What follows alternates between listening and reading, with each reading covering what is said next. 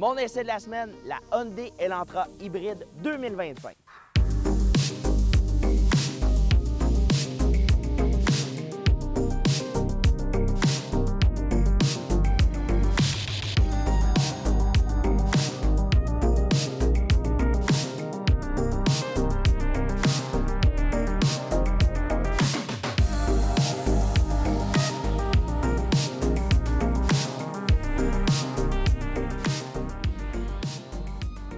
Vincent Harvey pour On roule au lac. Cette semaine, j'ai décidé de mettre à l'essai l'une des voitures les plus vendues à travers le segment des berlines et l'une des survivantes dans ce segment-là parce qu'on le sait, c'est un segment qui est en déclin actuellement pour laisser place à davantage de VUS sur le marché. Et lorsqu'on parle de la Hyundai Elantra, on l'a vu sur une multitude de présentations extérieures et aujourd'hui, on est en présence de la 7e génération qui est arrivée en 2020 et qui a eu le droit à un changement de mi-génération en 2024.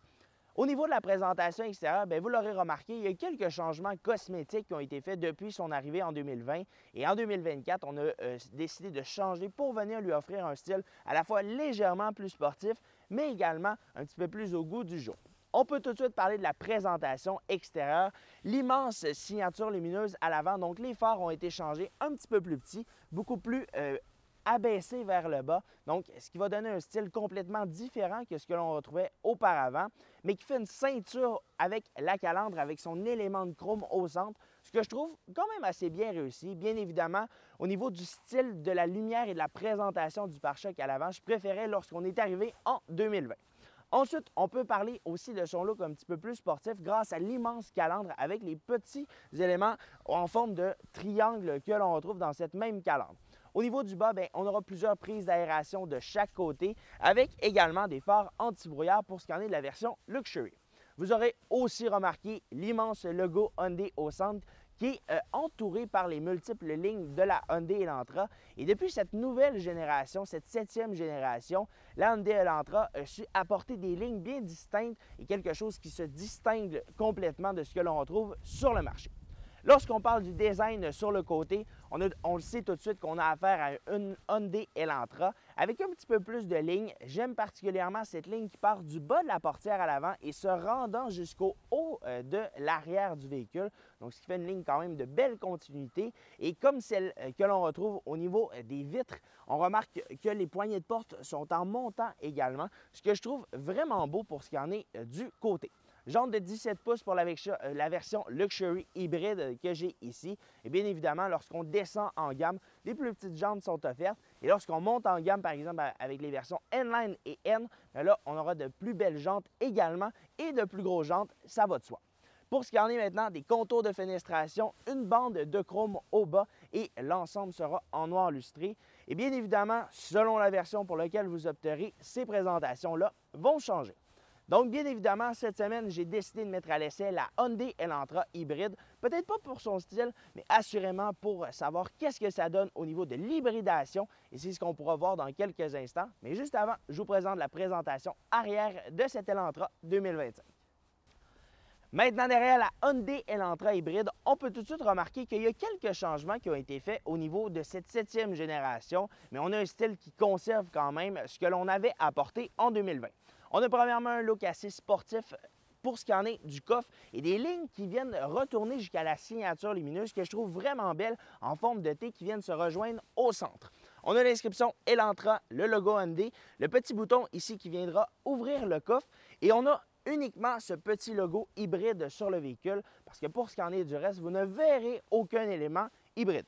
On peut parler également du bas qui est presque tout en plastique avec un look quand même assez sportif, les prises d'aération sur le côté et au bas, un genre de petit diffuseur qui vient encore une fois relever la sensation de sportivité.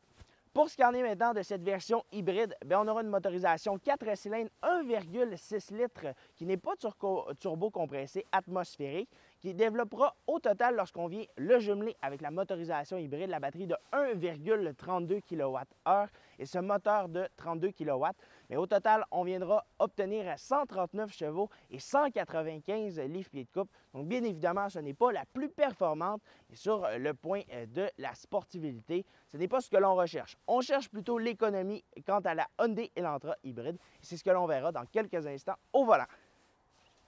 Maintenant que je me retrouve à bord de la Hyundai Elantra hybride, je vous parle de la présentation intérieure parce qu'il y a quelques éléments que j'aime particulièrement dans ce véhicule-là, dont la manière qu'on a configuré la présentation. 2 écrans, l'écran d'infodivertissement et l'écran d'instrumentation.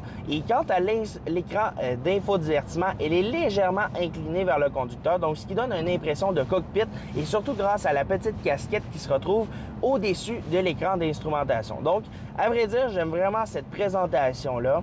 Pour ce qui en est de la version Luxury que je conduis cette semaine, qui est équipée du groupe hybride, bien là, on a quelques changements, mais je vous dirais que considérant qu'il s'agit d'une version quand même assez élevée dans la gamme et qu'on n'est pas dans une version d'entrée de gamme, on a des matériaux qui sont somme toute très conventionnels, énormément de plastique pour ce qui en est de l'intérieur, mais ça fait bien le travail, c'est bien assemblé, peu importe que l'on touche dans ce véhicule-là, on n'entend aucun craquement, aucun plastique qui vient ballotter, donc ça, c'est vraiment génial pour ce qui en est de cette présentation-là du côté de chez Hyundai.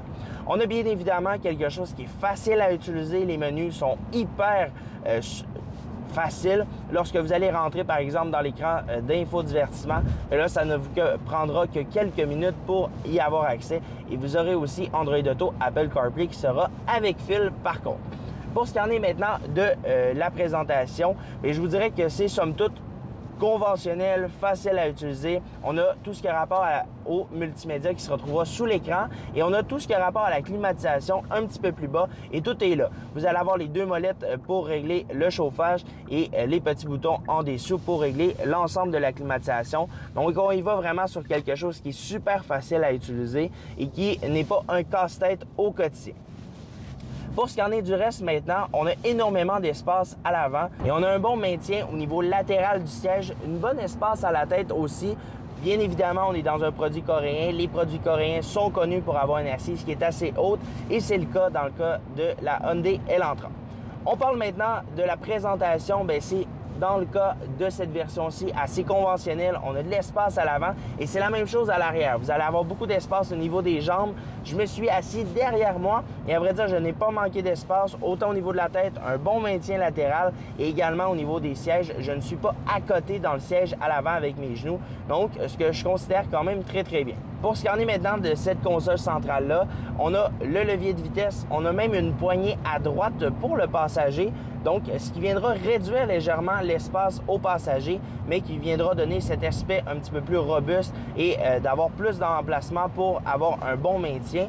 On a vu beaucoup de vidéos sur Internet que cette fameuse poignée-là n'est pas solide. Dans le cas de cette version-ci, c'est très solide. Je l'ai brassé à de multiples reprises et à aucun moment, je me suis senti en inconfort ou même de dire « ouais, c'est pas très très solide ». Dans ce cas-ci, très solide. On ne ressent aucun plastique qui va bouger. Donc, c'est bien présenté et également bien assemblé. Pour ce qui en est des ensembles des aides de la conduite, on a l'assistant, bien évidemment, des maintiens de voie et de la conduite semi-autonome, entre très grandes guillemets. Donc, le maintien de voie qui est l'un des meilleurs systèmes, à mon sens, pour ce qui en est de l'automobile. Chez Hyundai, Kia et Genesis, on a vraiment bien travaillé ce système-là qui se maintient entre les 2 voies avec le cruise control adaptatif. Vous n'aurez pas besoin de mettre vos mains de manière constante sur le volant. Il pourra conduire sur de grandes distances lui seul.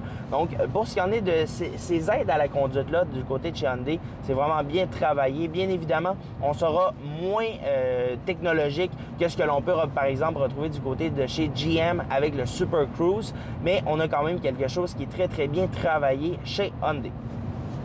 Pour ce qui en est maintenant du roulement au quotidien de la Hyundai Elantra, j'ai pu l'essayer sur une multitude de routes, que ce soit les routes de campagne, l'autoroute, la ville, et j'ai pu constater quand même que c'était un intérieur qui était premièrement solide, on n'entend pas de craquement peu importe la route. On a quelque chose qui est silencieux également et qui vient très bien porter. On a une suspension qui est pas adaptative, mais on a une suspension qui est à multibras, que ce soit avant et arrière. Donc, ce qui permettra de ne pas avoir un essieu rigide à l'arrière et une meilleure absorption de manière générale.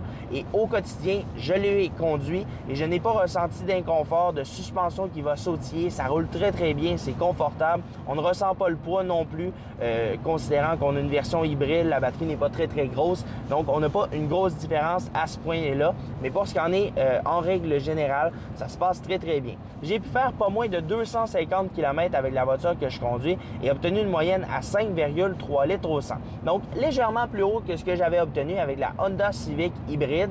Oui, effectivement, on n'est pas dans la même gamme de prix, dans la même intérieur, pas la même présentation non plus. Du côté de chez Honda, on a visé vraiment l'élite quant aux versions qui sont offertes. Donc dans la version Touring, ici on est dans une version qui peut être quand même milieu de gamme, mais haut de gamme selon la manière que vous le voyez, parce qu'on est considérant que cette version-ci est la seule et unique version hybride qui est offerte dans le catalogue, qui est la version Luxury. Ensuite, ce sont les versions N et N-Line qui seront offertes.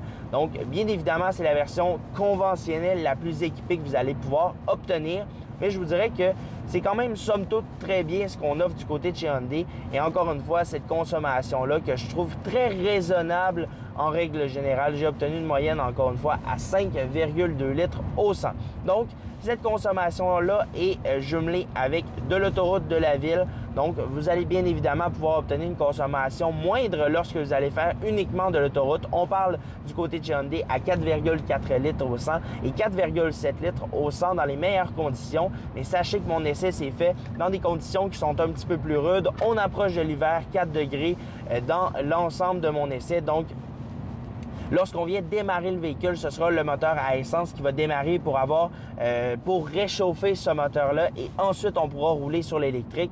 Donc, ce qui est assez spécifique quand même à la Hyundai Elantra. Et sachez que la seule version hybride, c'est la version Luxury. On ne l'offre pas dans les versions d'entrée de gamme, ce que je considère un petit peu décevant quand même du côté de chez Hyundai. Et j'aimerais qu'on puisse faire comme par exemple du côté de chez Toyota avec la Corolla, d'offrir des versions d'entrée de gamme avec la motorisation hybride. Ce serait vraiment génial.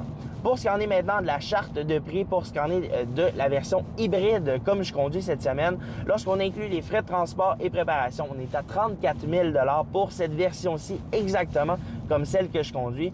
Donc, bien évidemment, il y aurait quelques petites variations selon les groupes d'options que vous allez sélectionner, les présentations extérieures, mais somme toute, c'est 34 000 $ qu'on demande pour ce véhicule-là. Donc, est-ce qu'on est dans les prix? La vérité, c'est oui. On est moins cher que ce que Honda nous propose. On sera dans la même charte de prix que ce que Toyota va nous offrir avec la Corolla hybride. Bien évidemment, on aura une consommation qui sera légèrement plus élevée. Mais la véritable question, c'est est-ce que ça vaut la peine de y aller avec une version hybride?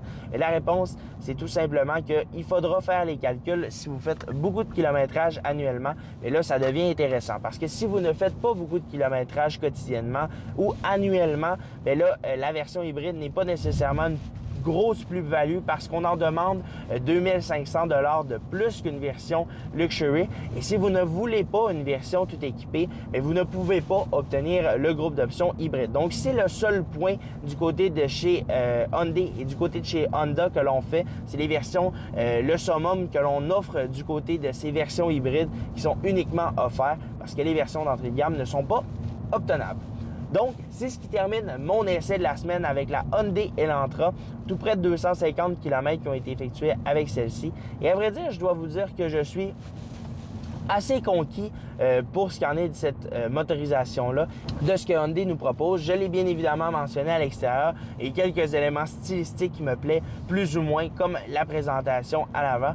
Et à vrai dire, on a quelque chose qui est assez surprenant entre les mains, quelque chose de solide et qui pourra au fur et à mesure voir peut-être évoluer à travers le temps, peut-être une version hybride rechargeable qui arrivera. Mais à vrai dire, cette motorisation-là, je la trouve très convenable. Bien évidemment que lorsque vous allez sur l'autoroute, la consommation d'essence sera vue à la baisse. J'ai fait quelques kilomètres sur l'autoroute et je suis maintenant rendu à 5,1 litres au 100. Mais lorsqu'on conduit quotidiennement, autour de 5,3, 5,2, ce sera la réalité que vous allez consommer. Donc, un énorme merci à Hyundai du Saguenay de m'avoir fourni le véhicule pour la semaine.